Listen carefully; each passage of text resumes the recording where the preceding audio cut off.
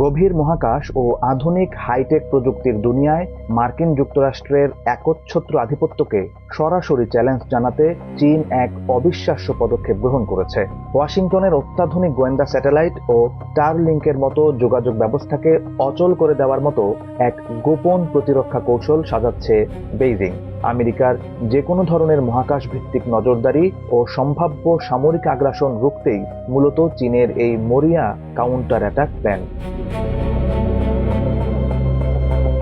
বেইজিংয়ের এই অবিশ্বাস্য কৌশলের মূল লক্ষ্য হল মার্কিন স্যাটেলাইটগুলোর কার্যক্ষমতা পুরোপুরি পঙ্গু করে দেওয়া। সামরিক বিশেষজ্ঞরা বলছেন, চীন এমন কিছু হাই পাওয়ার লেজার অস্ত্র এবং সাইবার ইন্টেলিজেন্স সিস্টেম তৈরি করেছে যা মহাকাশের কক্ষপথে থাকা মার্কিন স্যাটেলাইটগুলোকে মুহূর্তের মধ্যে অন্ধ ও যোগাযোগহীন করে দিতে সক্ষম। হাইটেক যুদ্ধের ময়দানে মার্কিন নৌবাহিনী ও বিমান বাহিনী যেন নিজেদের ড্রোন বা ক্রুজ মিসাইল গাইডেন্স সিস্টেম ব্যবহার করতে না পারে, বেইজিং সুপরিকল্পিতভাবে সেই লক্ষ্যের দিকেই এগোচ্ছে। ওয়াশিংটন যেভাবে তাইওয়ান ও দক্ষিণ চীন সাগর ইস্যুতে বেইজিংকে নিয়মিত চোখ রাঙানি দেয়, চীনের এই নতুন প্রযুক্তি তার এক মোক্ষম জবাব।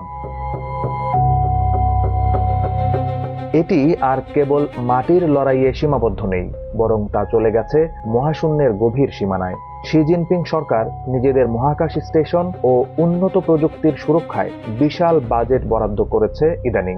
যুক্তরাষ্ট্রের একতরফা বিশ্ব ব্যবস্থাকে চ্যালেঞ্জ জানাতে এই প্রযুক্তি চীনের জন্য এক বিশাল কৌশলগত কবচ। বেইজিংয়ের এই চোখ ধাঁধানো সামরিক অগ্রগতি ওয়াশিংটনের কর্মকর্তাদের কপালে এখন নতুন করে চিন্তার ভাঁজ ফেলে দিয়েছে।